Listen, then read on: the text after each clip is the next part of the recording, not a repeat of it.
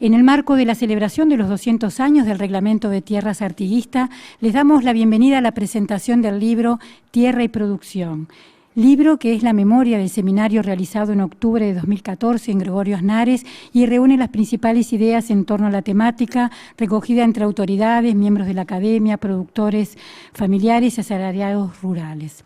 En este marco también se estará difundiendo la agenda de actividades organizadas por distintas instituciones. Para esta actividad, esta tarde contamos con la presencia de la ministra de Educación y Cultura, María Julia Muñoz, la presidenta del Instituto de Colonización, Jacqueline Gómez, y en representación de la Comisión de Bicentenario, la senadora Lucia Tompolansky y el senador Pedro Bordaberry, a quien invitamos para dar inicio a esta actividad. Así que, bienvenido. Gracias, señora ministra, señora presidenta, señora senadora, señora presidenta del Correo, señoras y señores. Muchas gracias por la invitación.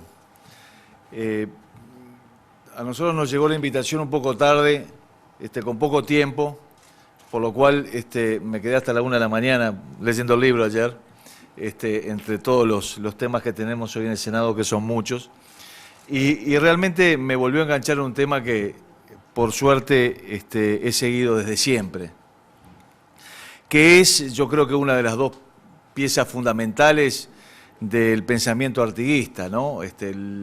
Uno es las instrucciones del 13, con todo lo que eso significó en cuanto a los principios republicanos, federación, etcétera, que no voy a entrar porque no es el tema de hoy, y lo otro es este gran instrumento que fue el Reglamento de Tierras, y que a mí me gusta leerlo bien, porque a veces decimos el Reglamento Provisorio o Reglamento de Tierras 1815, y el título que le dio Artigas dice mucho más de lo que realmente a veces entendemos, algunos entienden, puede decir. Dice Reglamento Provisorio de la Provincia Oriental para el fomento de la campaña y seguridad de sus hacendados. Y ese reglamento, yo sigo la clasificación del contenido que hace el Mundo Narancio, que le ha seguido también Barrán, en todos sus trabajos, y tenía 5 grandes temas. La división territorial de la provincia, en 3 partes: el norte del Río Negro, todo lo que es la zona, llamémosla, de Montevideo y toda la zona de la Colonia, porque en realidad eran 3 partes distintas en cuanto a su realidad. Una organización administrativa y judicial. Después hablaba de la distribución de la tierra, de quién se toma la tierra y a quién se la da y cómo se la da, de medidas de recuperación ganadera y de policía de la campaña. Por eso que se haya hecho las jornadas que se hicieron en octubre del 2014 en Gregorio Aznares y que se haya tenido las miradas de todos, desde los trabajadores, los productores, el gobierno, creo que es muy bueno, muy enriquecedor. A mí me enriqueció lo que ya había leído fundamentalmente en textos de historia. Pero cuando lo venía leyendo digo, ¿cuál es la realidad hoy?, pensaba. Porque uno tiene los principios, etcétera, ¿y cuál es la realidad hoy? Y hoy asistimos a la mayor concentración de tierras en el Uruguay desde la época del reglamento. Esa es una realidad. Y esto no es una crítica, porque es una realidad. Entonces, cuando uno se pregunta, ¿por qué sucedió eso? Y creo que no es porque no se aplicó el reglamento, sino porque la realidad económica fue condicionando a lo largo de estos 200 años la aplicación práctica del mismo. Y lo que permanecen son sus principios. No me quiero ir a Andarias cuando introdujo el ganado, pero antes de 1800, acá no había establecimientos de cría.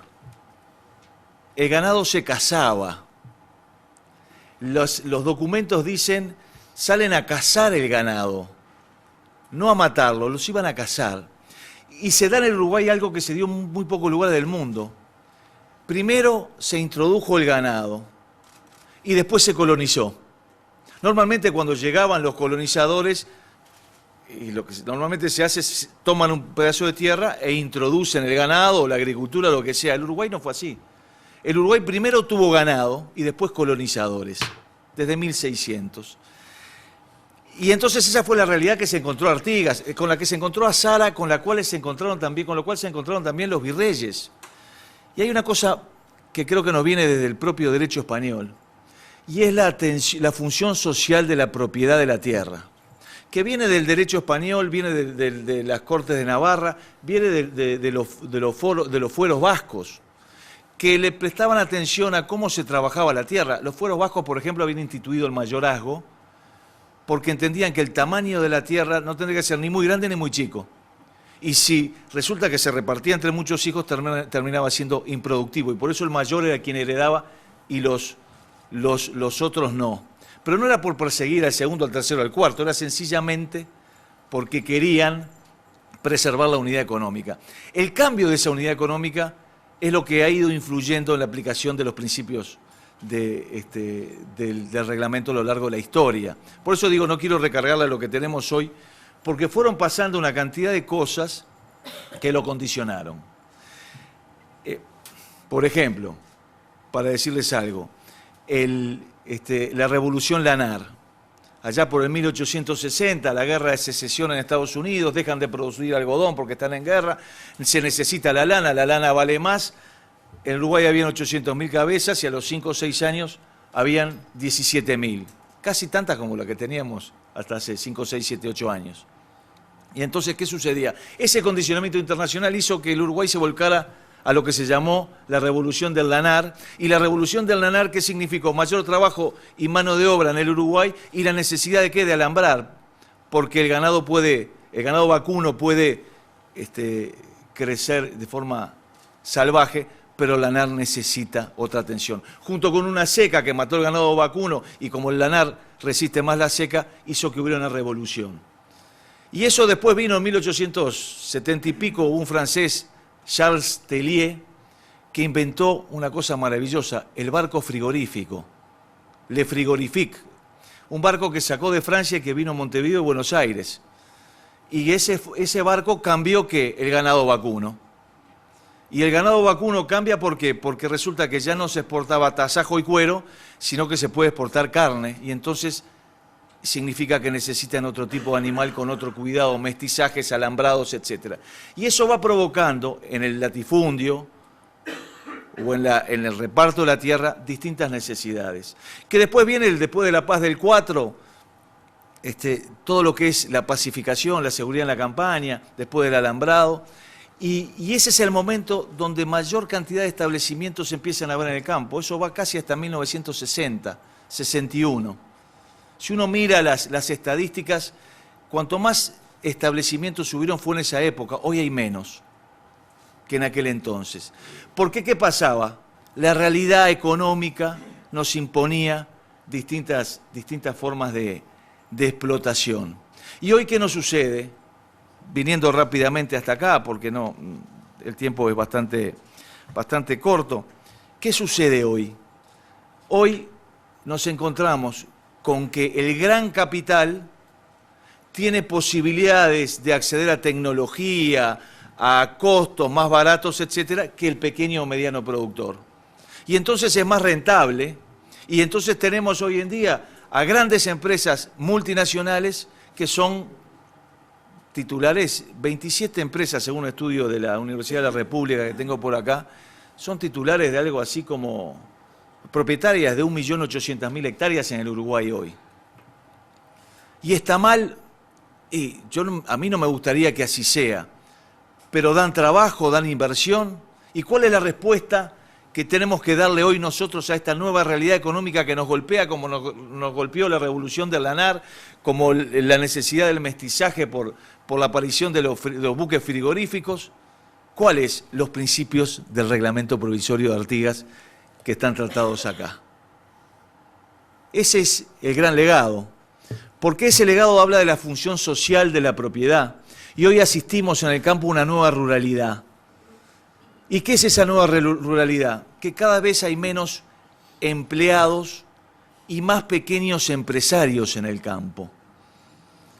Si uno recorre cualquier establecimiento hoy del campo, del tamaño que sea, se va a encontrar cuando habla del galpón que hay una moto, un auto, que andan los paisanos a veces a dos manos con los celulares, Y si recorre el litoral argentino, Corrientes, Entre Ríos, etcétera, se va a encontrar que ya ni siquiera los que trabajan con el ganado viven en el campo, sino que hay comparsas a las que hay que tenerle preparados los caballos para que vengan, hagan el trabajo y se van.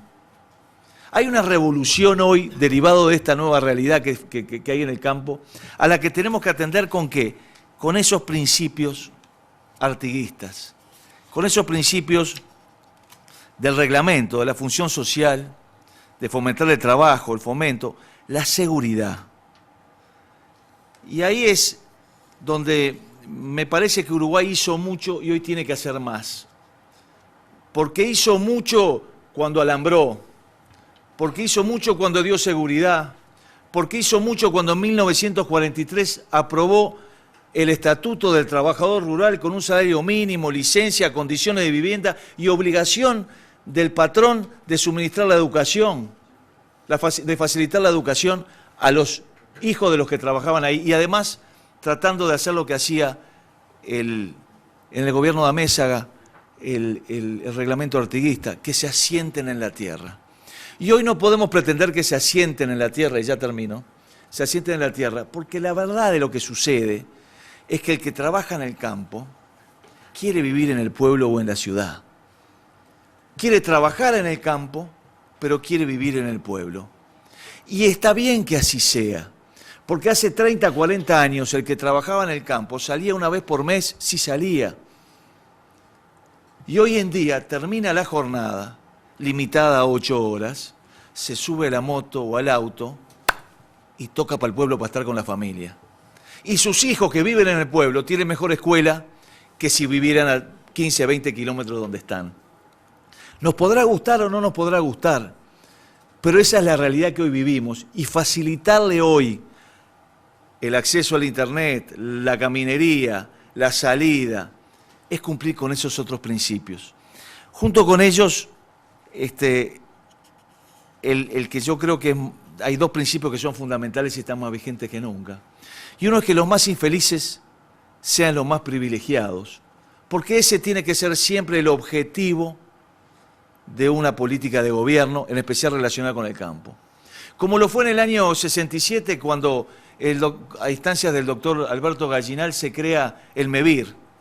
Y hoy orgullosamente los uruguayos andamos por el campo y dejamos de ver aquellos pueblitos de ratas, como se les llamaba, y vemos esas casitas de MEVIR pintadas de blanco, con sus lagunas de cantamiento, decimos, che, hemos avanzado con esto. Y eso es un avance. Y tenemos que avanzar con la educación y con los servicios del Estado, claro. Y también no olvidarnos de algo que es igual de importante. Porque esa frase de Artigas de que, y con esto termino, de que los más infelices sean los más privilegiados, no se termina ahí. Dice, siempre que con su trabajo contribuyan al engrandecimiento de la provincia, etc. Es decir, dice, sí, hay que ayudarlos, sí hay que beneficiarlos, pero sí hay que exigirles también que trabajen, porque el trabajo también es esencial en el campo. No solamente atender a los más infelices, sino esperar de ellos también, como devolución por eso, como contraprestación por eso, que con su esfuerzo le devuelvan, no a quien les da el campo, sino a toda la sociedad, un mejor país para todos. Así que felicitaciones al Instituto por lo que ha hecho. Me he quedado con varias cosas por decir, pero creo que ha sido bastante. Y felicitaciones por el libro. Gracias.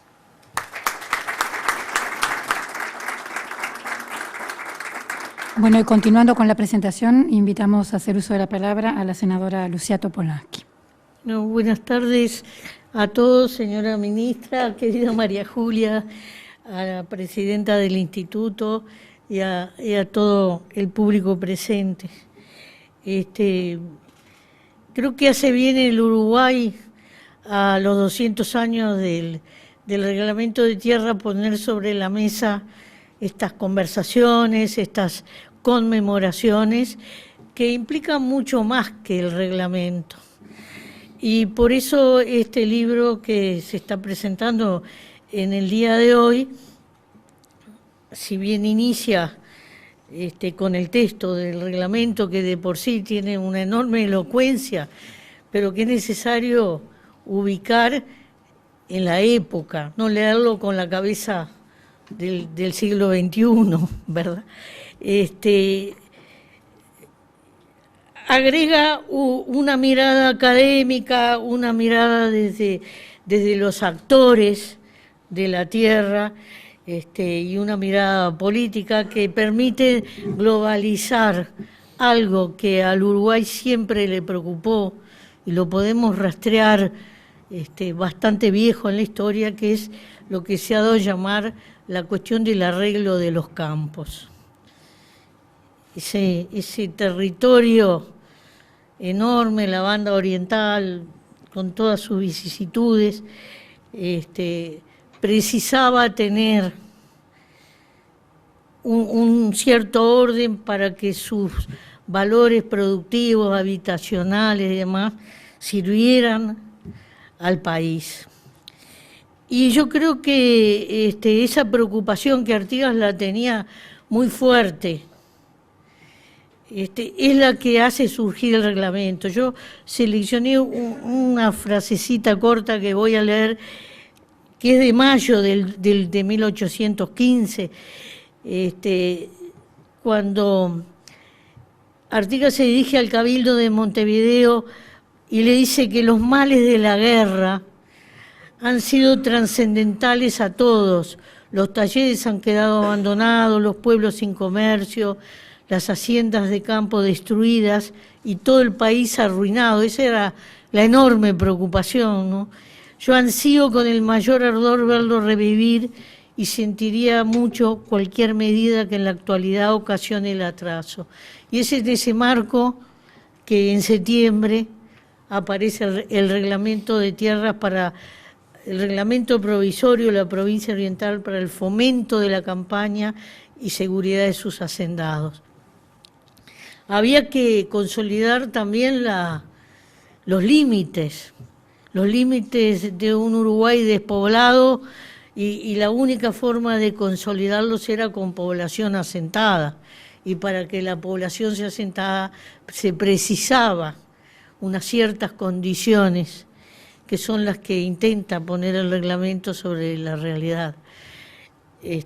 Tenían también que tener una cierta seguridad, porque había mucha gente que andaba por el territorio sin límites, en distintas condiciones, de desertores, de vagabundos, etcétera. Eso sale de todas las crónicas de la época. Entonces, es en ese marco y de poder a partir de esa estabilidad darle a esas tierras producción, es decir, que sirvan al país, que nace esta joyita que duró nada más que un año, porque ya con la invasión portuguesa se acaba, pero quedó, yo creo que quedó en el sentimiento, en la imagen de los que nos gusta llamarnos orientales, como a mí, aquella intención de arreglo y población de esa campaña, ¿verdad? Entonces, creo que ese momento de nacimiento del reglamento se puede leer desde muchos ángulos. Uno es que nosotros señalábamos, la necesidad de poblar una campaña que había quedado destruida. Y para eso hay medidas concretas, las suertes de estancia, que tienen su medida, es casi un primitivo ordenamiento territorial, ¿no? Eso que nos es tan caro y que es tan difícil de construir en el tiempo. Tenía que tener aguada, porque la aguada era algo importante para la cría del ganado, pero también exigía al beneficiario la construcción del rancho y los corrales para desarrollar la actividad productiva, y distribuía ganados cimarrones o ganados de los malos americanos, los extranjeros y malos americanos. Y no daba porque claro, no sé ni si existían en esa época ya los escribanos, pero no daba un título de propiedad, sino que daba la marca para las reses. Esa era la patente, la seguridad de que allí esos ganados que estaban en ese solar que se había conseguido, iba a poder ser trabajado por esa familia, por esa gente. Y también direcciona, tratando de darle oportunidad, como señalaba el senador Bordaberry, a todo lo que él entiende que son los orientales más pobres, con menos oportunidades. Y es interesante porque también señala a las viudas con hijos. Aparece allí algo, por lo que después, mucho después, el Uruguay también lucha de privilegiar a la mujer sola con hijos. Él lo formula así, porque estamos en esa época, ¿verdad? Entonces, nosotros creemos que esa visión de ir ordenando todo ese campo oriental, de ir organizando la producción, era sentar las bases para el desarrollo de un país que nacía, que es muy joven en relación a otras naciones del mundo, pero es el en el que estamos. Y lo que me gustó del libro es que tiene un hilo conductor de este reglamento con la creación del Instituto Nacional de Colonizaciones, que es otro mojón, porque el arreglo de los campos aparece a lo largo de la historia nacional como una preocupación, enfocado de distintas maneras, ¿no? Leyendo libro de historia, me vine a enterar que el lugar donde yo vivo, en las afueras de Montevideo, era una zona que se había dispuesto para el pastoreo de caballos, que venían a ser los patrulleros de la época, porque eran en lo que se movía la policía, los ejércitos. Entonces esa era una de las zonas que tenía el gobierno para criar esos caballos.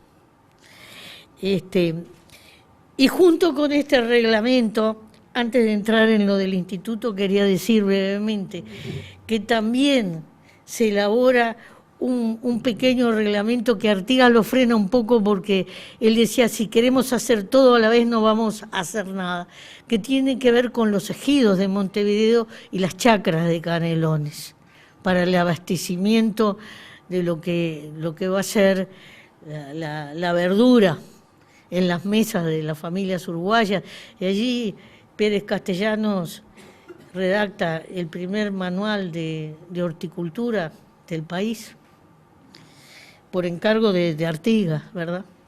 Entonces, en el siglo XX se desata esta discusión tan importante que se dio en el Senado de la República y que terminó en la creación del Instituto de Colonizaciones, una comisión de 10 senadores, y es interesante leer porque se discutió en profundidad en las actas, de las actas surge la cuestión de la tierra, en un país que vive como su principal riqueza. Ahora aparecen otras industrias nuevas, pero la tierra sigue estando allí como un factor muy importante. Y se discute justamente en el sentido de arreglo de los campos de oportunidad para los más desfavorecidos y del asentamiento de familias en la tierra. Se discute en la misma filosofía, por eso está muy bien la secuencia que el libro trae. Yo encontré, buscando en los papeles y cosas que guardo en mi casa, una recopilación, un librito viejo que te lo voy a dejar, Jacqueline, que tiene las fotos de los primeros colonos, aquellos que tomaron las tierras del Banco Hipotecario, porque la cartera de tierras con que se inició el instituto venía de ahí.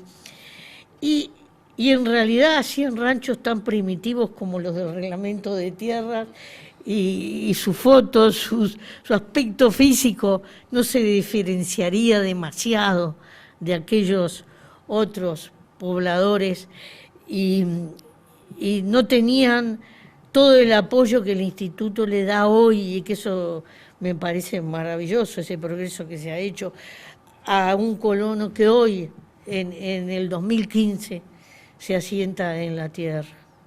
Así que yo creo que hay un leitmotiv, algo que sigue en la preocupación de los uruguayos y que, como bien se dice también en este libro, no solo da la oportunidad de quedarse, que es realmente una cosa importante, sino de quedarse en buenas condiciones, de quedarse con una oportunidad de estar conectado. A veces hablamos de cosas modernas como la fibra óptica, pero la fibra óptica le ha llegado ventanitas al mundo, a la ruralidad más lejana de nuestro pequeño país, que no tiene grandes distancias, pero para nosotros es grande. Entonces, creo que el libro encara también, bueno, la visión académica, que hay que tenerla, porque la producción, como bien señalaba el senador Bordaberry, no es la misma la forma de producción, la tecnología, todo cambia a una velocidad, y que creo que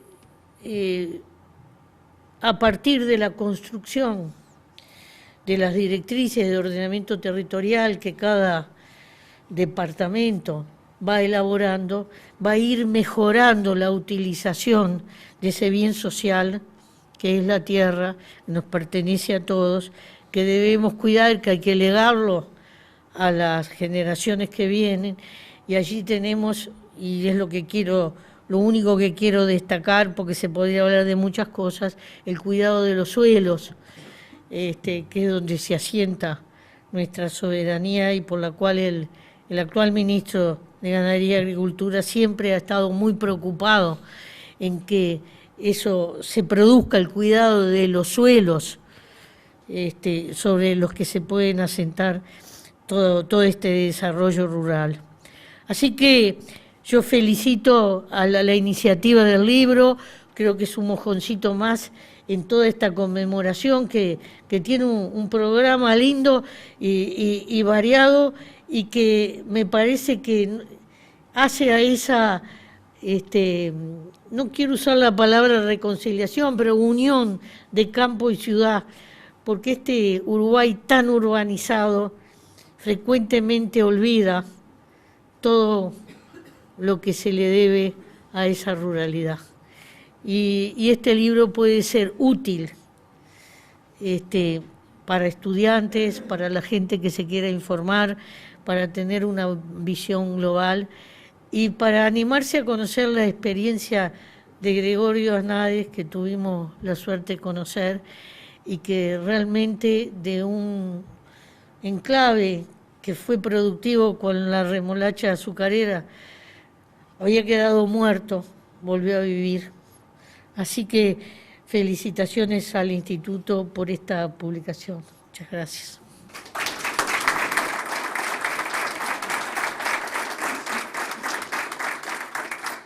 Compartimos a continuación las palabras de la presidenta del Instituto de Colonización, Jacqueline Gómez. Bueno, primero quiero empezar por agradecer.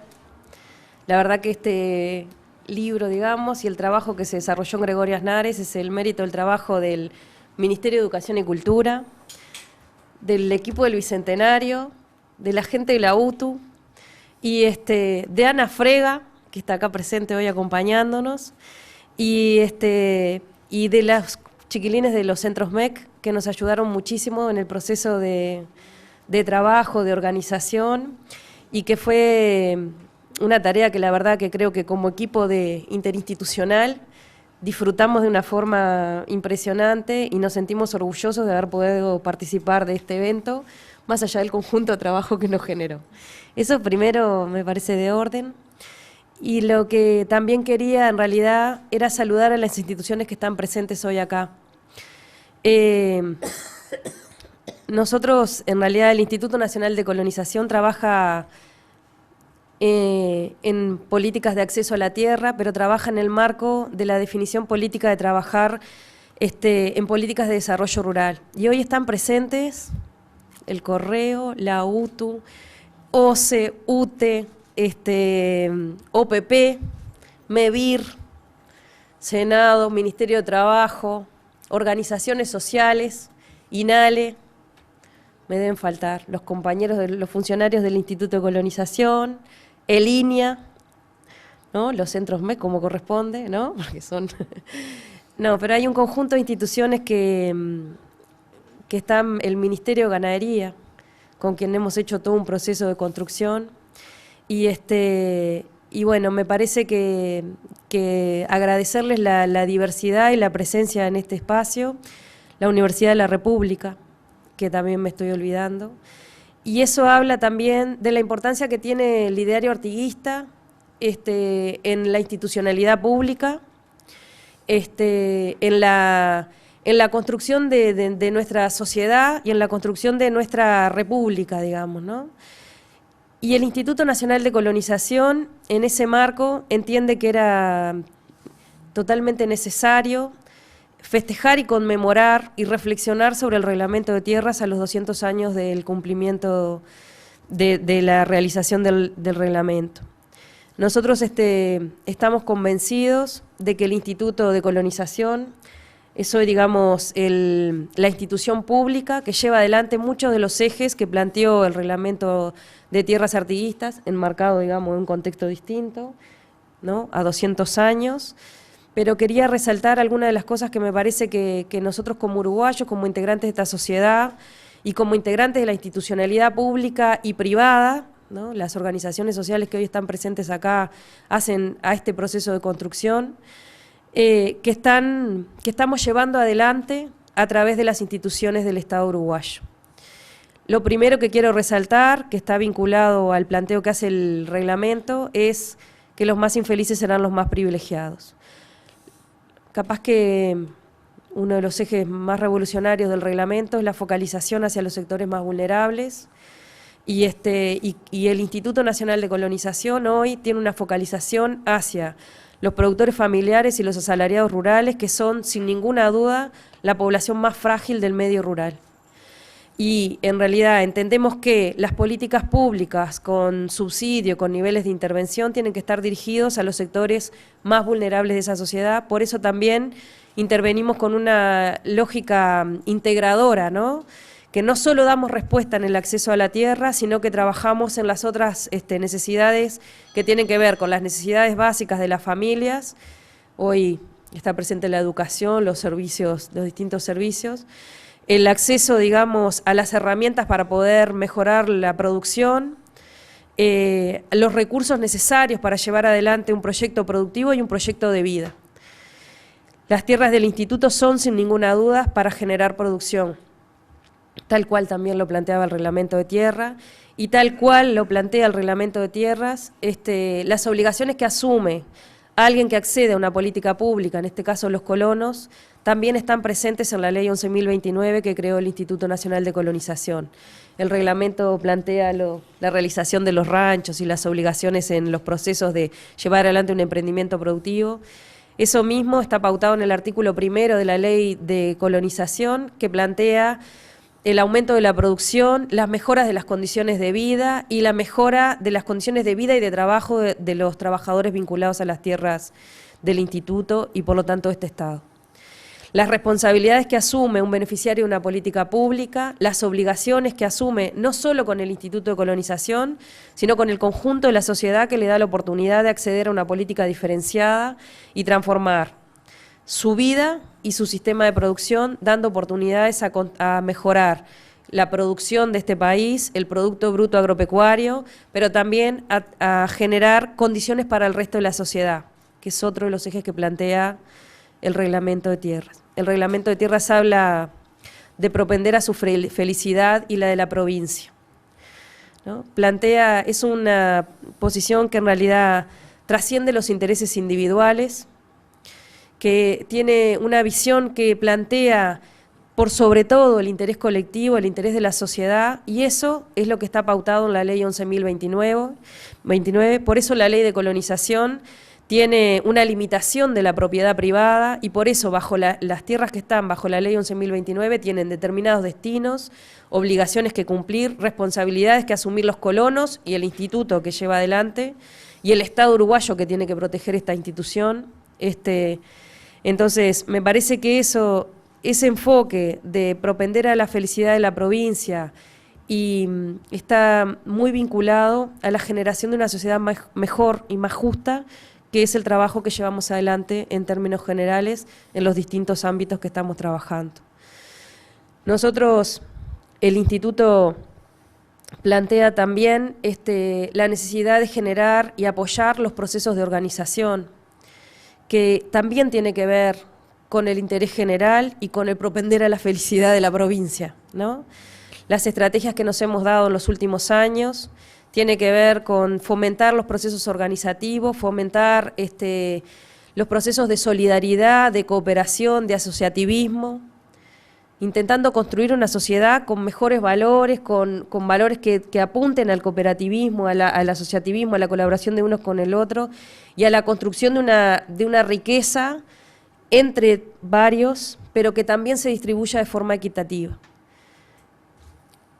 El reglamento, sin ninguna duda, tenía la visión, digamos, de generar una política de distribución de riqueza, de acceder a las tierras, que era un factor limitante por lo menos para algunos sectores. Es la misma política que lleva hoy el Instituto Nacional de Colonización. Nuestro rol es aplicar una política de distribución de tierras, cubrir las demandas que existen, dar las condiciones, junto con los actores que están vinculados a este proceso y con la sociedad civil, las condiciones de vida, de producción, pero también trabajar y promover la distribución de la riqueza. Sin ninguna duda, la política que lleva adelante el Instituto Nacional de Colonización es una política de distribución de riquezas. Se mantiene con determinados recursos, esos recursos son de impuestos que aplica la sociedad, que genera de la sociedad, y se distribuyen a los sectores más vulnerables del medio rural, que asumen un conjunto de obligaciones y que es el Instituto de Colonización, junto con la sociedad organizada, los que nos ocupamos de que eso se cumpla.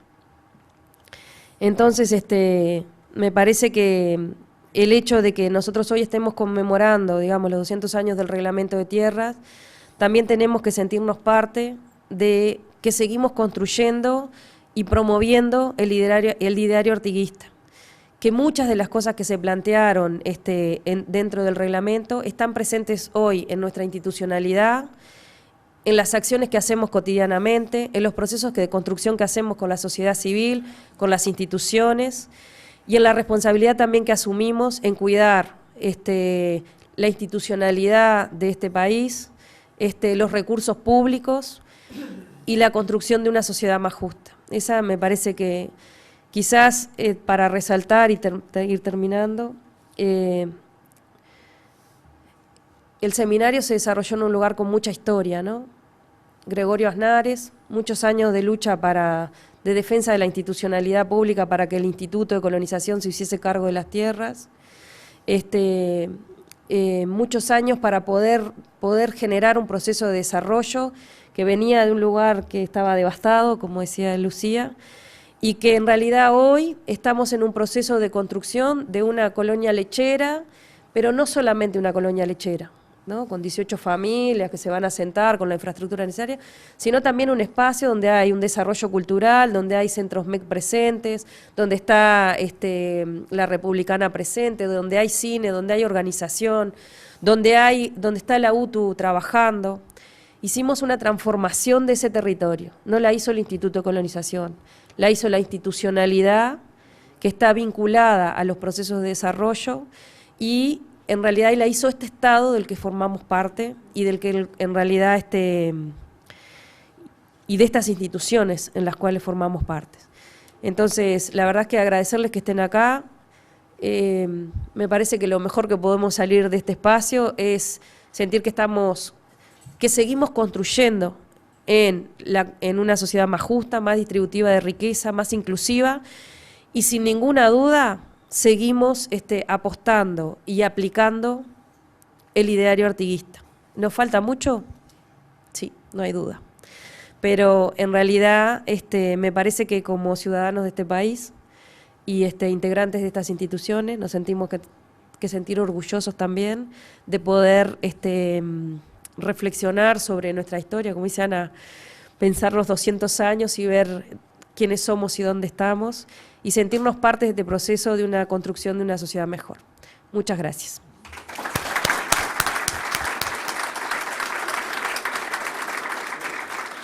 Bueno, y ahora para dar cierre a este encuentro invitamos a la ministra María Julia Muñoz a hacer uso de la palabra.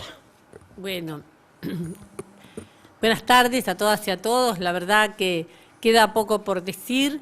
Es un enorme placer estar en esta mesa con el senador Bordaberry, la senadora Lucía Topolansky, una amiga de todos los tiempos, y una gran presidenta como tiene el Instituto Nacional de Colonización, con Jacqueline Gómez, que nos ha brindado un libro que verdaderamente es muy importante. No me voy a referir lo que con la colaboración de otros compañeros y el trabajo de los compañeros de Bicentenario pudimos plasmar en estas páginas, sino a lo que en realidad significa el poder tener todo esto de actividades, todas estas actividades en nuestro país, una hoja de los dos lados, de actividades en todos los rincones del Uruguay para recordar que hace 200 años el Reglamento de Tierras de Artigas comenzaba una aplicación